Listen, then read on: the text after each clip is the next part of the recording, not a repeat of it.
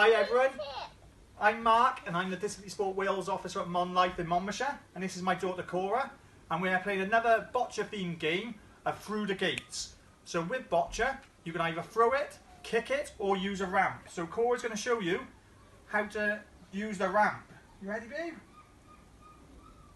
So again, we're just using rolled up socks down the ramp.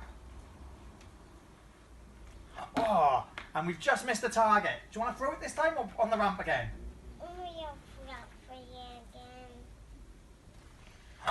Oh, nearly.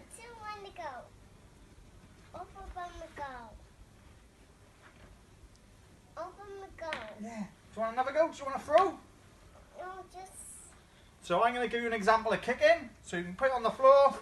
Oh, and I've hit the gate. No, we got to slide down. Or again.